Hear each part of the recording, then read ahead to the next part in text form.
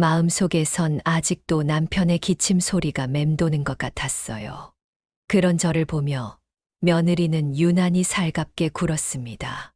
어머님, 너무 힘드셨죠? 이젠 건강 챙기셔야 해요. 요즘 건강검진 안 받으면 큰일 나요. 그러더니 어느 날엔 슬며시 제 옆에 앉아 서류 몇 장을 꺼내 들었습니다. 어머님, 제가 보험 쪽은 잘 아니까. 이건 그냥 갱신형 말고 종신으로 바꾸는 게 낫다 싶어서요. 요즘 어르신들 혜택 많은 상품 많아요. 안녕하세요. 올해로 70을 앞둔 정순자입니다. 남들처럼 평탄하게 살아왔다 말하긴 어려운 인생이지만 그저 자식 잘 되라고 가족 편하라고 살아온 세월이었습니다. 남편은 얼마 전 세상을 떴고 그 뒤론 아들 하나에 모든 걸 걸었죠. 단 한 번도 내 욕심 부린 적 없었어요. 좋은 옷 한 벌 없이 머리 한 번 염색 못 해본 채 하루하루를 아들 뒷바라지하며 살았죠. 아들이 결혼했을 땐 너무 기뻤습니다. 이제는 내 몫의 짐을 누군가 함께 져주는 사람이 생겼구나. 그런 마음이었어요. 며느리가 활달하고 부침성도 좋았기에 처음엔 딸처럼 생각했어요. 결혼식 날 저한테 꼭 안기더니 그러더라고요. 어머님, 제가 꼭 잘할게요. 그 한마디에 속 깊은 사람이라 여겼고 저는 기꺼이 마음을 내줬습니다. 며느리는 보험 설계사였어요.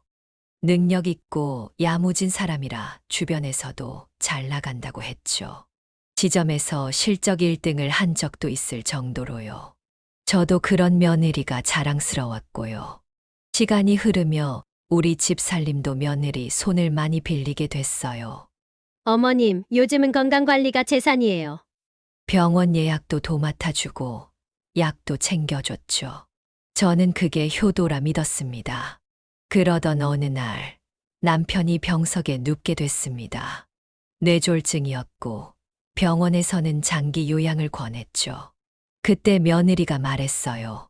어머님은 몸도 약하신데 제가 모실게요. 그 말이 그렇게 고맙더라고요. 내 자식 지켜주는 고마운 사람이란 생각에 눈물이 핑 돌았습니다. 저는 집에서 죽 끓이고 반찬 준비하고 병원비 걱정을 했을 뿐이지 실제 간병은 며느리가 다 했다고 믿었죠. 하지만 그게 시작이었습니다. 그 믿음이라는 게 얼마나 허망한 착각이었는지, 얼마나 철저하게 이용당하고 있었는지 저는 너무 늦게 알게 됐습니다. 남편의 마지막, 그리고 제 이름으로 들어간 사망보험. 제가 살아온 집에서 옥상방으로 쫓겨나던 날, 그제야 깨달았어요. 나는 이 집에서 가족이 아니었구나. 나는 그냥 보험금과 집을 위한 존재였구나. 그 깨달음 이후 제 인생은 완전히 달라졌습니다. 오늘 이 이야기를 꺼내는 건 저 같은 어머니가 또 당하지 않았으면 하는 바람 때문입니다. 저처럼 가족이니까 라는 말에 속아 모든 걸 내어주는 어머니가 세상에 더는 없길 바라며 이제 제 이야기를 들려드릴까 합니다. 남편이 쓰러졌다는 전화를 받았을 때 저는 다리가 풀려 주저앉고 말았습니다. 그 사람은 젊을 때부터 몸이 약한 편은 아니었어요. 고생도 많았지만 늘 의연했고 제게 힘이 되어주는 존재였죠. 그런 사람이 병석에 누웠다는 현실이 처음엔 잘 믿기지 않았습니다. 이번 첫날 병실에 함께 있었던 건 저와 며느리뿐이었습니다. 그날 며느리가 제 손을 꼭 잡더니 이렇게 말했어요. 어머님, 어차피 저도 병원 가까우니까 제가 간병할게요. 어머님은 집에서 쉬세요. 몸 상하시면 안 되잖아요. 그 말이 얼마나 고마웠는지 모릅니다. 아들이나 다름없는 남편을 지키겠다는 마음이라 생각했고 저는 얼떨결에 고개를 끄덕였습니다. 그날 이후 저는 매일같이 병원 및 반찬을 싸 들고 갔습니다. 직접 간병은 하지 않아도 밥은 제대로 먹이고 있는지, 상태는 어떤지 확인하고 싶었거든요. 그런데 이상하게도 제가 갈 때마다 병실에는 낯선 중년 여성이 앉아 있었습니다. 처음엔 며느리의 친구인가 했죠. 하지만 인사를 건네보니 그분은 요양보호사였습니다. 하루 종일 아버님을 돌봐주고 있다는 말에 저는 고개를 갸웃했지만 며느리가 이렇게 말했습니다. 어머님, 제가 회사 일이 좀 바빠서요. 그래도 이분이 워낙 잘 봐주시니까 걱정 마세요. 전 그렇게 며느리를 이해하려 했습니다. 일하는 며느리가 요양보호사를 쓰는 건 어쩌면 당연한 일이라 생각했죠. 하지만 정작 그 요양보호사님은 며느리 얼굴을 한 번도 본 적 없다고 했습니다. 며느님이 병원에 직접 오신 건 한두 번뿐이에요. 주로 어머님이 다 오시잖아요. 그 말에 속이 이상하게 싸늘해졌습니다. 그리고 한 달쯤 지난 어느 날 병원비 영수증이 우편으로 도착했습니다. 그 안에는 간병비 항목이 따로 적혀 있었고 금액은 제가 알고 있던 것보다 훨씬 컸습니다. 요양보호사님께 슬쩍 여쭤보니 한 달에 120만 원 받기로 했다고 하더군요. 하지만 병원비 명세서에는 매달 300만 원이 간병 및 돌봄비 명목으로 출금되고 있었습니다.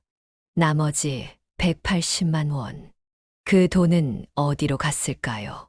당연히 며느리의 계좌로 입금되고 있었던 겁니다. 며느리는 요양보호사 자격증이 있기에 자신이 저녁에 간병을 한다고 등록해 놓은 것이죠. 실제로는 거의 있지 않았음에도 말이죠. 그 사실을 알았을 땐 정말 믿기지 않았습니다. 설마 우리 며느리가 그럴 리가. 그저 마음속으로만 부정했죠. 며느리가 일부러 그런 건 아닐 거라며 실수일 수도 있다며. 하지만 어느 날 병원 간호사가 무심코 내뱉은 말이 제 가슴에 비수를 꽂았습니다. 며느님이 간병비 인상해달라고 병원장한테 따로 요청하셨더라고요. 워낙 열성적이셔서 저희도 깜짝 놀랐어요. 간병비를 올려달라고?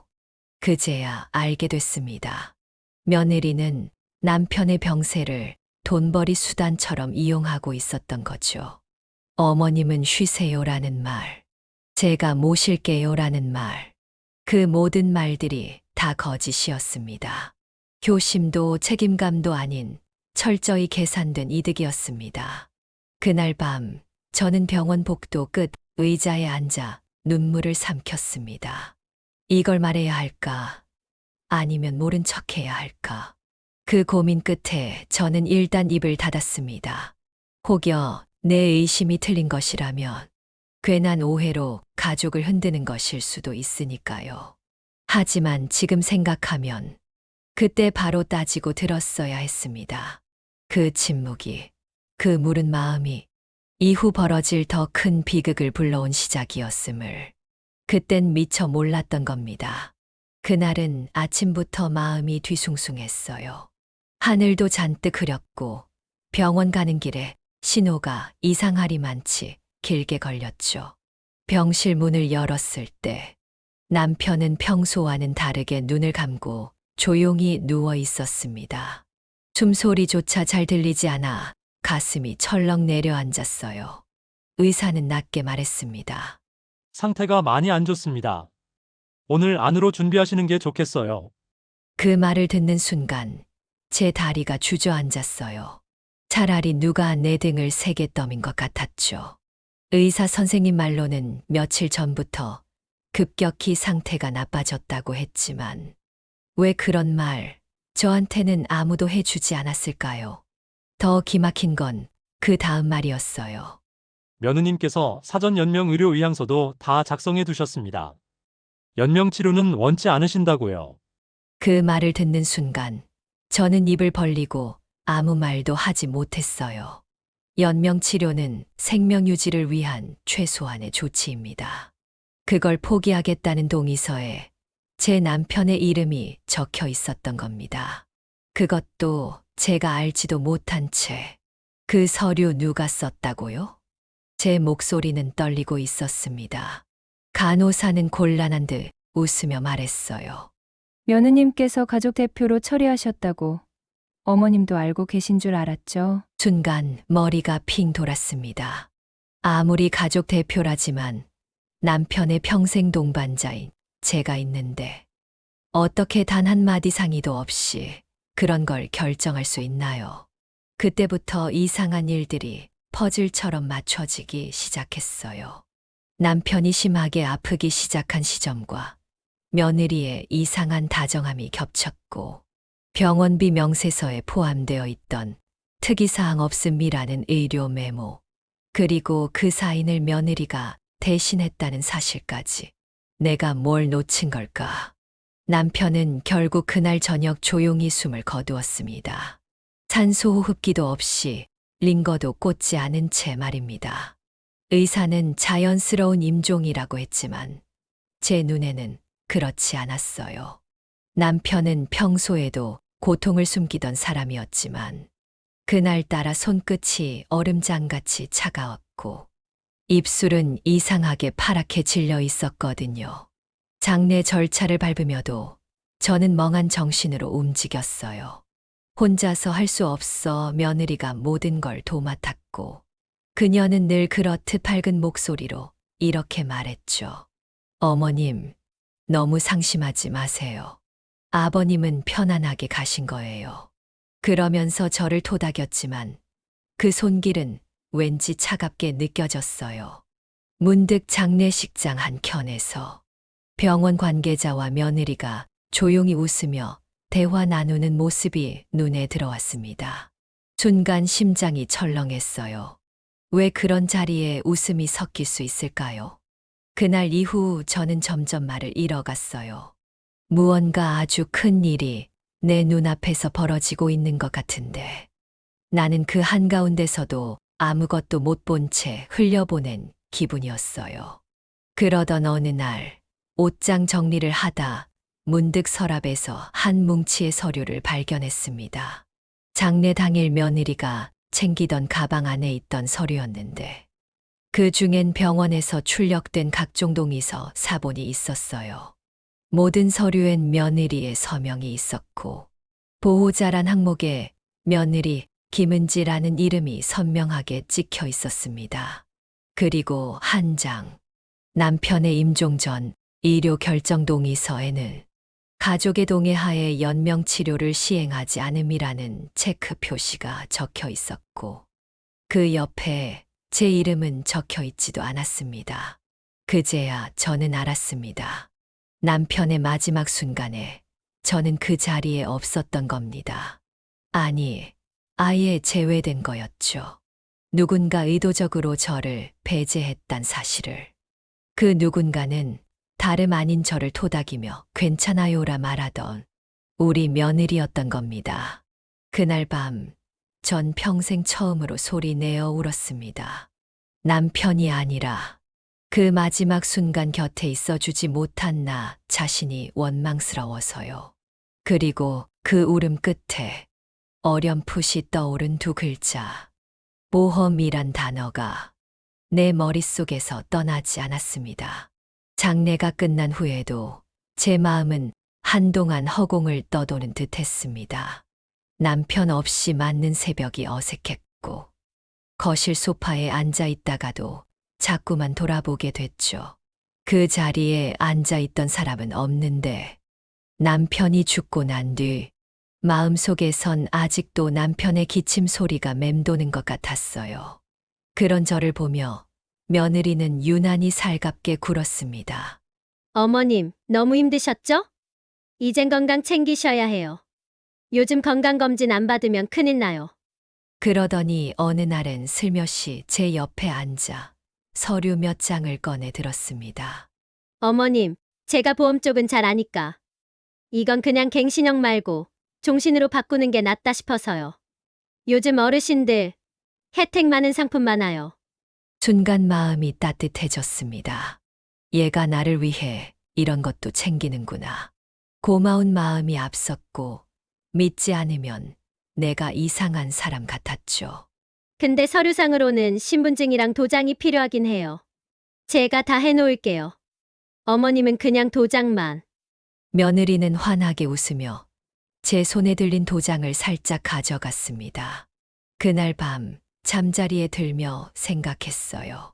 그래, 효심 깊은 며느리를 둔 것도 복이지. 저렇게 바쁜 애가 내 보험까지 챙기다니. 정말 그땐 그게 고맙고 감사한 일이었어요. 하지만 이상한 건 그로부터 몇 달 뒤에 벌어졌습니다. 어느 날 아침 우체통을 열었는데 낯선 봉투 하나가 눈에 띄었습니다. 삼성생명보험이라는 굵은 글씨, 보장 내용 변경 안내문이라고 쓰여 있었고, 뒷면엔 제 이름이 적혀 있었습니다. 이게 뭐지?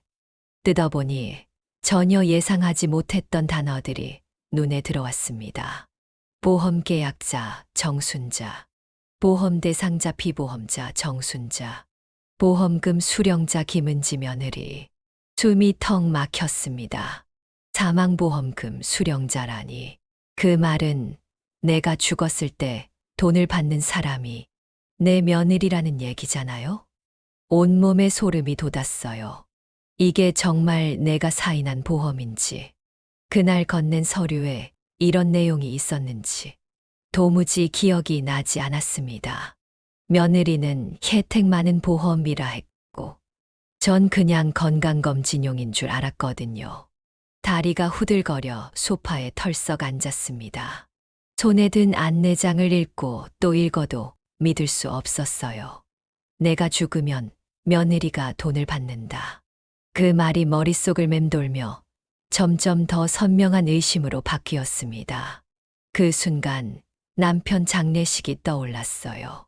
그의 임종을 대신 정리했던 며느리. 그날 유독 침착했던 그녀의 얼굴. 장례식 후 친척들이 오가던 와중에도 혼자만 유난히 여유 있던 모습. 그리고 어머님 건강검진 챙겨야 해요라며 웃던 그 말투까지. 전부 뭔가 이상했습니다. 너무 부드럽고 너무 자연스러워서 더 의심하지 않았던 것들. 저는 조용히 서랍장을 열어 도장함을 확인했습니다. 제가 평생 써온 인감도장. 그게 며칠째 보이지 않던 이유도 그제야 깨달았어요. 며느리가 슬쩍 가져갔던 그날 이후로 한 번도 못 봤던 겁니다. 가슴이 철렁 내려앉았어요. 그 도장으로 도대체 어떤 계약이 몇 개나 더 진행된 걸까요? 그날 밤 잠도 오지 않았습니다. 방 안에 불을 끄고 누워 있는데 천장이 마치 들이닥칠 것처럼 무겁게 느껴졌어요. 며느리가 웃으며 말하던 한마디가 귀를 때렸습니다. 어머님, 저 믿으시죠? 요즘 어르신들 이런 보험 하나쯤 있어야 해요. 제가 다 알아서 할게요. 걱정 마세요. 그 모든 말이 이제는 마치 덫 같았습니다. 달콤한 말 뒤에 숨겨진 칼날이 이제야 서서히 제 살을 베어오는 듯했죠. 그 다음 날 저는 결심했습니다. 모른 척 눈 감아주고만 살 수는 없다고. 내가 진짜 바보였던 건지 아니면 며느리가 너무 영악했던 건지 이제는 알아야 할 것 같았어요. 그리고 그 첫 번째 확인은 보험사로 직접 전화를 거는 것이었습니다. 보험사에 직접 전화를 걸었을 때 그쪽 직원은 무심하게 말했습니다. 네, 맞습니다. 정순자님 명의의 사망보험 계약이 지난 3개월 전에 체결되었고 수령자는 며느리분으로 지정되어 있습니다. 그 말을 듣는 순간 귀에서 삐 소리가 나는 듯했어요. 순간적으로 온몸이 굳어버린 채 손에 들고 있던 수화기를 천천히 내려놓았습니다. 그저 잠시의 착각이길 바랐지만 현실은 이미 벌어지고 있었던 거였죠. 하지만 그건 시작에 불과했습니다. 며칠 뒤 우체통에서 또 하나의 봉투를 발견했습니다. 이번엔 등기부등본이란 글자가 적혀 있었고 보낸 이는 구청 부동산과 왜 이런 게 나한테 하는 마음으로 펼쳐본 그 서류 속에는 낯익은 주소와 함께 믿을 수 없는 이름이 적혀 있었어요. 소유주 김은지, 왜 1인 등기 사유 위임장 첨부에 의한 단독 명예 이전. 그 순간 몸에서 힘이 다 빠졌습니다.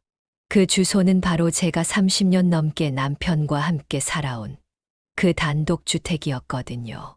절반은 제 이름, 절반은 남편 이름으로 공동명의였던 그 집. 그런데 지금 제 이름은 어디에도 없었습니다. 등기 이전 이유엔 간단히 적혀 있었습니다. 위임장 제출에 의한 명예 정리. 위임장. 전 그런 문서에 사인한 적도 도장을 찍은 기억도 없었습니다. 그런데 어째서서 머릿속이 혼란스러웠습니다. 보험 도장 사건이 떠오르며 소름이 끼쳤습니다.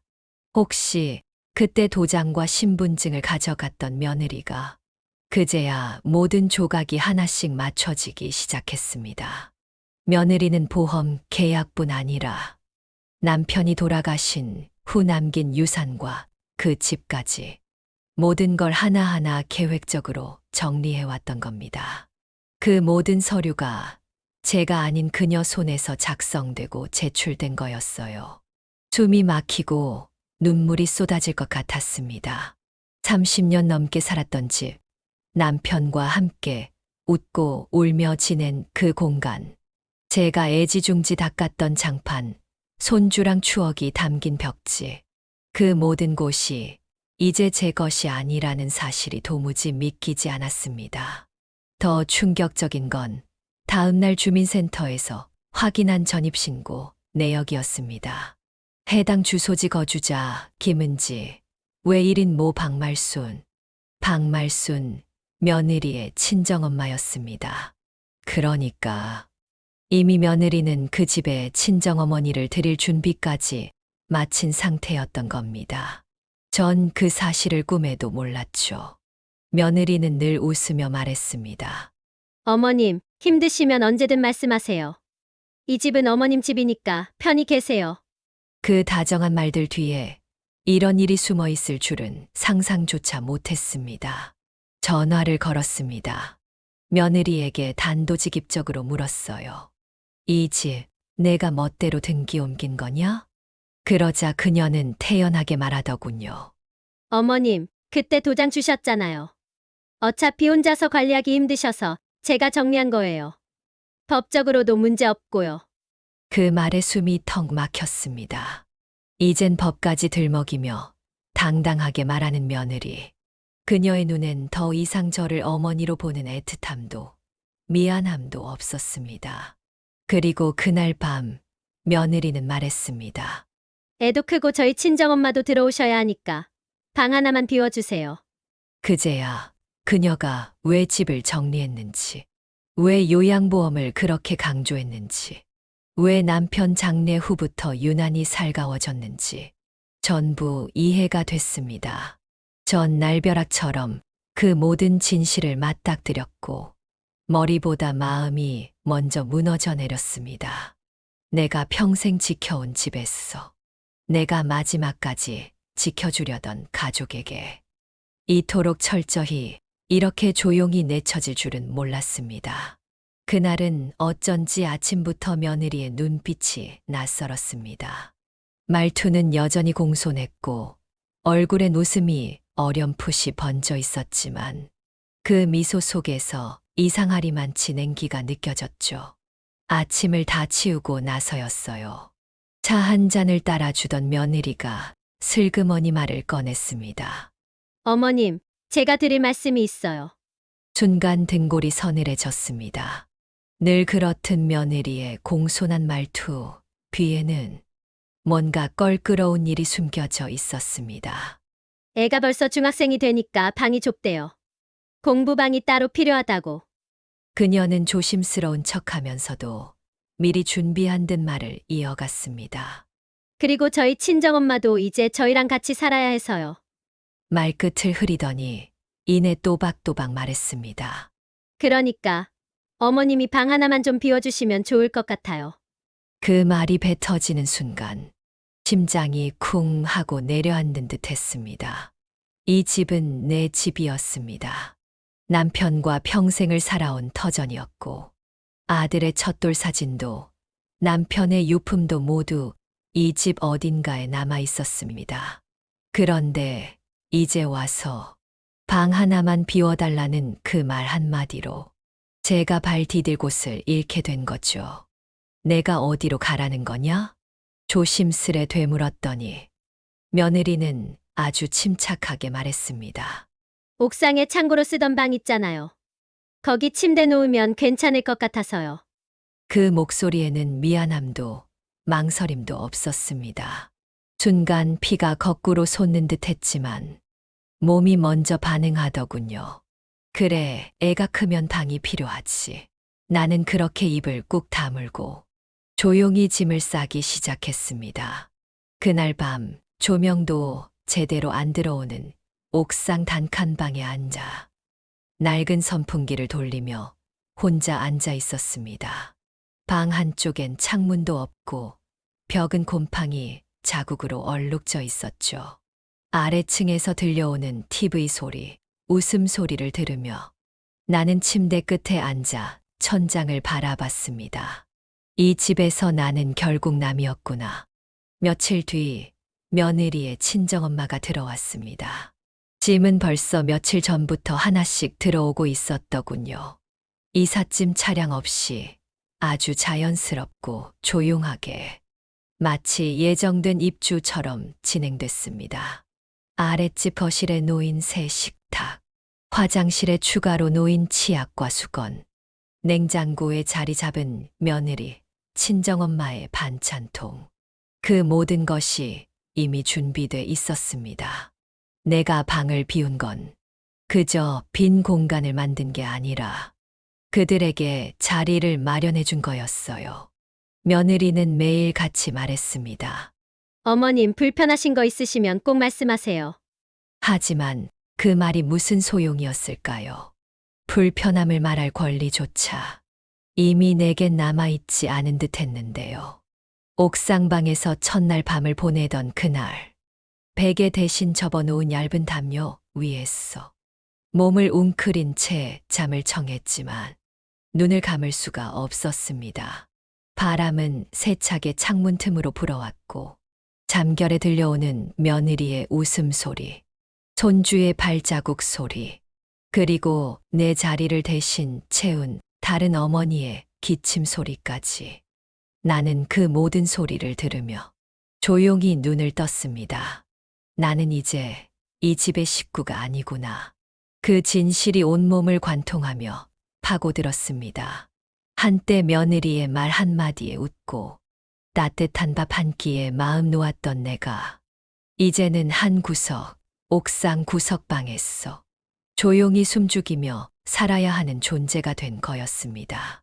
그날 새벽 새가 우는 소리에 눈을 떴습니다. 창밖은 아직 어둑했고 입에서는 하얀 입김이 나왔습니다.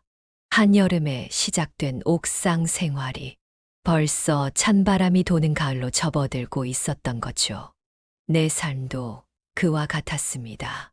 모든 계절이 지나가고 있었고 내가 차지할 공간은 이제 더 이상 이 집에 없었습니다. 그럼에도 난 여전히 이 집이 내 집이라 믿고 싶었습니다. 하지만 며느리의 친절한 눈빛과 그녀가 마련해준 이 옥상방은 끝내 내게 말하고 있었죠. 여긴 당신 자리가 아니에요. 며칠을 뜬 눈으로 지새운 끝에 나는 결국 결심을 했습니다. 뭔가 이상하다는 직감. 그 직감은 이미 마음속에서 수차례 경고를 울리고 있었는데 나는 그걸 일부러 못 들은 척하고 있었던 거죠. 그래서 전화를 걸었습니다. 며느리가 일하던 보험사로. 처음엔 상담 직원도 당황하더군요. 어머님 성함으로 계약된 보험이 여러 건이네요. 그 말에 가슴이 철렁 내려앉았습니다. 사망보험도요? 예, 어르신 사망 시 수령자는 고객님, 며느님으로 되어 있습니다. 그 순간 심장이 얼어붙는 듯 했습니다. 내가 살아있는 동안은 단 한 번도 자산이라 불리지 못했던 사람이 죽고 나서는 수익으로 취급받고 있었습니다. 나는 침착한 척 상담 녹취를 요청했습니다. 며느리가 계약을 진행하며 했던 말들. 그 안에 뭐가 숨어 있는지 확인하고 싶었거든요. 며칠 뒤 파일이 도착했습니다. 노트북을 켜고 이어폰을 끼웠습니다. 며느리의 목소리가 들려왔습니다. 늘 나긋나긋하고 예의 바르던 그 말투 그대로였죠. 어머님은 연세가 많으셔서요. 이제 언제 무슨 일이 생겨도 이상하지 않거든요. 요양원 준비도 해뒀고 제가 다 챙기니까 걱정 마세요. 사인만 받으면 돼요. 어머님은 그쪽에 민감하지 않으시니까. 내 이름이, 내 인생이 그녀 입속에서 그렇게 가볍게 흘러나오고 있었습니다. 내가 지금까지 밥을 해주고 병원에 같이 다니고 명절 음식까지 손수해주던 며느리. 그 아이가 내 죽음을 준비하고 있었던 거죠. 그 말을 듣는 순간 머릿속이 하얘졌습니다. 손이 떨려서 마우스를 제대로 잡을 수 없었고 심장은 땅속으로 꺼지는 것처럼 무겁고 서늘했죠. 나는 그 자리에서 한참을 움직이지 못했습니다. 그리고 문득 지난 몇 달간의 장면들이 퍼즐처럼 맞춰지기 시작했습니다. 친절했던 건강검진 제안, 도장을 슬쩍 가져간 날, 옥상방으로 나를 몰아냈던 순간들, 그 모든 것이 한 사람의 계획 안에 있었던 겁니다. 그제야 깨달았습니다. 나는 이 집에서 식구가 아니라 보험계약서의 피보험자였다는 걸. 그동안 내가 얼마나 바보같이 굴었는지, 그동안 내가 얼마나 무력하게 살았는지 한없이 후회됐고 또 분했습니다. 그래서 그날 밤 나는 펜을 들었습니다. 노트에 적었습니다. 지금까지 며느리가 내게 했던 말, 그녀가 받아간 서류의 날짜들, 보험사 직원의 이름과 녹취 번호, 그리고 내가 잃어버린 것들. 처음엔 손이 떨렸지만 적을수록 마음이 가라앉았습니다. 분노는 나를 무너지게 하지 않았고 오히려 나를 일으켜 세우기 시작했습니다. 그날 이후 나는 입을 닫았습니다. 며느리에게도 아들에게도 아무 말 하지 않았습니다. 평소처럼 밥을 했고 옥상방으로 올라갔습니다. 하지만 그 침묵 속에서 나는 반격을 준비하고 있었습니다. 그 아이가 나를 상품으로 여긴 순간부터 나는 더 이상 그들의 가족이 아니었습니다. 그리고 이제 그들에게 내가 얼마나 무서운 존재가 될 수 있는지 보여줄 시간이 온 거였습니다. 그날 이후 나는 아무 말도 하지 않았습니다. 그 아이 앞에선 여전히 고개를 끄덕였고 아들이 물어오면 늘 그렇듯 괜찮다고 했죠. 하지만 내 마음속에선 이미 낱낱이 갈라진 균열 위로 결심이 자라고 있었습니다. 먼저 주민센터로 갔습니다. 등기부등본을 떼며 손이 떨렸지만 직원의 말 한마디에 마음이 얼어붙었습니다. 어르신, 공동명의자분께서 위임장을 제출하셨더라고요. 그 위임장 나는 쓴 기억이 없었습니다. 서류 아래 나직은 내 서명이 떡하니 박혀 있었지만 그건 분명 내가 모르는 사이에 도장이 찍힌 거였습니다. 그날부터 매일같이 움직였습니다. 동네 복지관 법률상담소를 찾아갔고 무료 변호사 상담을 받아가며 조언을 구했죠. 다행히도 복지사 한 분이 제 사정을 듣고 이건 혼자 참을 일이 아닙니다라며 도와주겠다고 하셨습니다. 나는 곧장 보험사에도 연락을 넣었습니다. 녹취 파일을 다시 요청했고 보험계약서 원본과 서명, 필체대조 요청까지 했습니다. 그 안엔 며느리의 목소리와 함께 이분 곧 요양원 들어가요. 사인만 제가 받아올 거예요라는 말이 또렷하게 남아 있었습니다. 은행에도 갔습니다. 통장 내역을 하나하나 프린트해가며 간병비 명목으로 매달 빠져나간 돈의 내역을 정리했습니다. 요양보호사에게도 연락을 시도했죠. 그녀는 처음엔 조심스러워했지만 며느님이 항상 병원에 안 오시고 통장만 챙기셨다고 말해줬습니다. 나는 기록했습니다. 그녀가 내게서 받아간 날짜, 서류가 바뀐 시점, 은행과 보험, 등기 정리 날짜까지 달력에 붉은 펜으로 하나하나 표시했습니다. 지금까지의 내 삶이 얼마나 허술했는지, 그걸 이제 와서야 꿰매기 시작한 기분이었습니다. 그 모든 서류를 가방에 챙겨 넣고 나는 드디어 경찰서를 향했습니다. 한 발자국, 또 한 발자국. 오래된 운동화 밑창에서 내 지난 세월의 후회가 삐걱거리는 소리가 들렸습니다. 경찰서 문 앞에 서서 한참을 망설였습니다. 정말 여기까지 해야 하나? 아들 얼굴에 먹칠하는 일 아닐까? 수없이 맴도는 생각들. 하지만 내 가방 안에 들어있는 서류들이 말하고 있었습니다. 이건 너의 인생을 되찾는 일이다. 접수실에 앉아 사연을 차분히 말하자 담당 수사관은 눈썹을 찌푸렸습니다. 이건 보험 사기뿐 아니라 사문서 위조 혐의도 충분하네요. 나는 고개를 끄덕였습니다. 그 말이 처음으로 나를 피해자라고 불러준 순간이었거든요. 서류들을 하나하나 꺼내 보여주며 나는 더는 목소리를 떨지 않았습니다. 도장을 빼앗긴 날도, 등기 서류가 조작된 날도, 한 번도 반항하지 못했던 그때와는 달랐습니다. 이젠 숨지 않기로 했습니다. 이젠 참지 않기로 했습니다. 내 이름이, 내 재산이, 내 생명이 누군가에게 계산의 대상이 되었던 그 순간부터 나는 이미 충분히 상처받았습니다.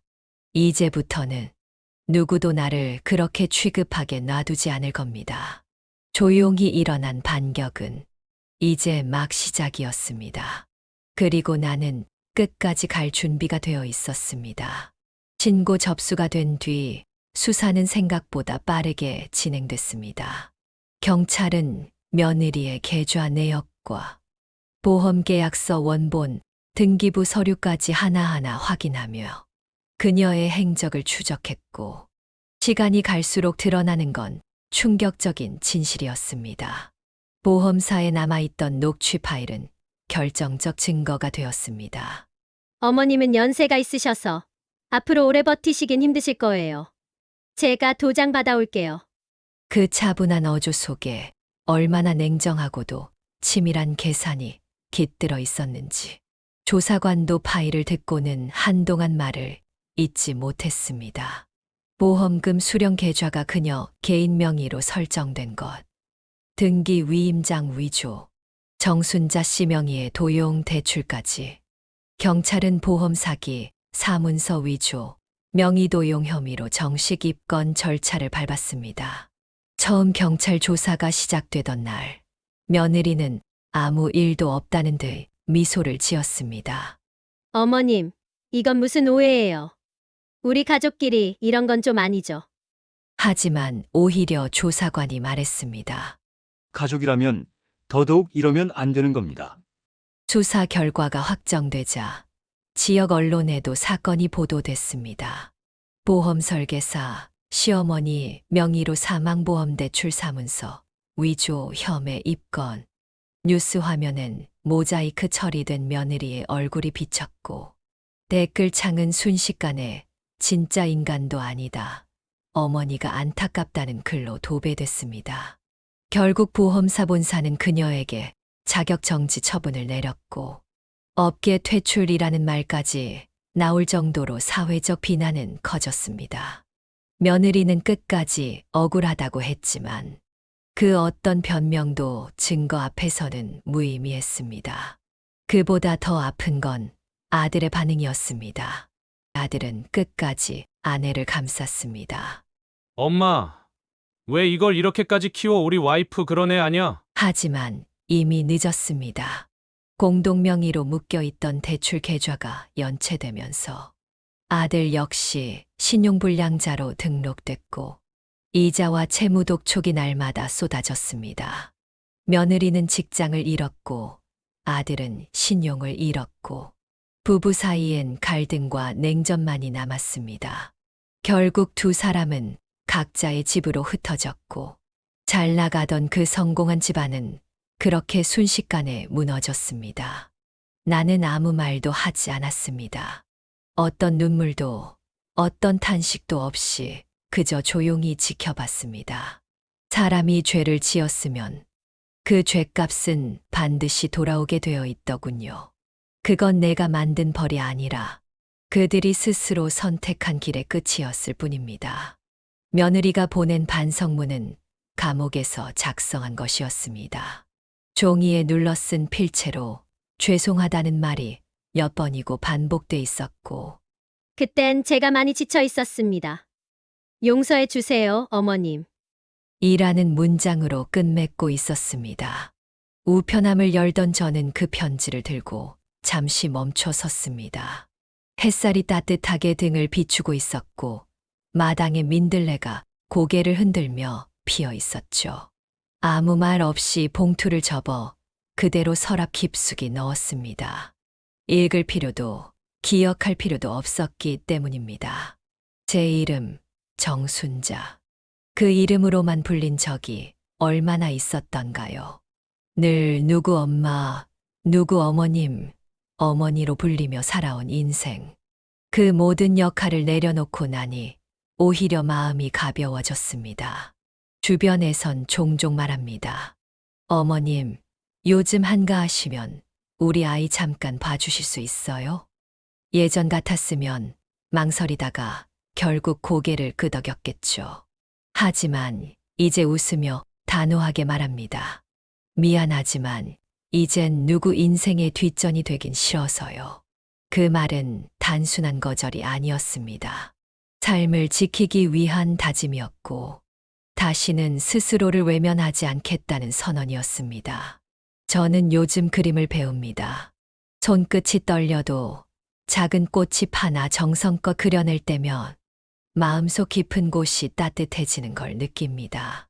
화단 가득 핀 백일홍을 바라보며 이 꽃도 나처럼 다시 피는구나 하고 중얼거리기도 하죠. 작은 전원주택엔 이제 웃음이 가득합니다. 이웃들과 나누는 반찬, 혼자 듣는 라디오 소리, 그리고 그 속에서 피어나는 고요한 자존심. 사람들은 복수를 소리 지르는 것, 돌려주는 것이라 말하지만 제가 배운 건 달랐습니다. 진짜 복수는 다시는 그들을 돌아보지 않는 것, 자신의 이름으로 자신만의 삶을 살아가는 것. 전 더 이상 누구의 도장이 아니라 자신의 서명을 남기며 하루를 살아갑니다. 오늘도 화단에 물을 주고 마당의 바람에 머리를 맡기며 생각합니다. 이제야 진짜 나로 산다. 그리고 그 삶이야말로 가장 조용하고도 가장 통쾌한 복수였습니다. 그날 이후 정순자라는 이름은 더 이상 누구의 그림자에 가려진 존재가 아니었습니다. 지붕 위에 떨어지는 빗방울 소리가 더는 외롭지 않았고 혼자 끓인 미역국에도 깊은 맛이 느껴졌습니다. 누구의 생일상을 차려주던 손이 아니라 이제는 자신의 생일을 스스로 축하해주는 손으로 살아가는 중이었습니다. 아들 부부의 몰락을 바라보며 눈물 짓지도 않았습니다. 그들이 자신에게 했던 말과 행동을 하나하나 떠올릴 필요도 없었죠. 그건 이제 제 시간이 아니니까요. 제가 선택한 전원주택은 작지만 아늑했습니다. 창가에는 작은 화분들이 줄지어 있고 아침이면 라디오에서 들려오는 클래식 선율에 맞춰 찻잔을 들고 앉는 하루. 그 평온한 일상이 정순자 씨에게는 누구보다 값진 복수였습니다. 저는 이제 자신을 소중히 여깁니다. 누군가의 엄마로, 시어머니로 존재했던 지난날의 삶이 부끄럽지 않지만 이제는 정순자라는 이름으로 살아가는 게 더 중요해졌습니다. 요즘은 동네 복지센터에서 수채화도 배우고 있습니다. 손 떨린다며 웃지만 붓을 들고 있을 때만큼은 마음이 고요해지고 지워지지 않던 상처들조차 그림 속에서 천천히 흐려지는 기분이 든다죠. 가끔 동네 사람들은 물어봅니다. 어머님, 손주 안 그리우세요? 그럴 때면 저는 조용히 웃습니다. 그립지 않다고 하면 거짓말이겠죠. 하지만 나를 지우면서까지 그리워하고 싶진 않아요. 그 말엔 지난 세월이 고스란히 녹아 있습니다. 가족이라는 이름 아래 참고 또 참으며 살아온 날들. 하지만 그 인내가 결코 사랑으로 돌아오지 않았던 상처의 시간들. 저는 깨달았습니다. 진짜 가족은 피보다 마음으로 이어지는 존재라는 걸. 그리고 자신을 하찮게 여기는 이들 곁에 머무는 건 더 이상 사랑이 아니라 자기 자신에 대한 배신이라는 것도요. 한때는 도장을 들고 아들의 집 현관을 들락날락했지만 이제는 매달 도서관에서 책을 빌리고 계절마다 마을 축제에 나가 사진을 찍는 사람으로 살고 있습니다. 저는 자신을 돌려세웠습니다. 누군가의 뒷모습만 바라보던 여자가 아니라 이제는 자신의 앞길을 바라보는 사람으로. 며느리가 감옥에서 보낸 반성문은 여전히 서랍 깊은 곳에 있습니다. 펼쳐보지 않아도 됩니다. 그건 지나간 이야기고 이제 제 삶엔 그 어떤 흔적도 남기지 않을 것이기 때문입니다. 누구에게도 휘둘리지 않고 자신의 선택으로 사는 삶. 그것이야말로 제가 선택한 진짜 복수였습니다. 더 이상 뒷전이 되지 않기 위해 스스로를 맨 앞에 세운 여자. 그 이름 정순자. 저희 봄은 이제부터 시작입니다. 오늘의 이야기가 공감되신다면 댓글로 의견을 남겨주세요.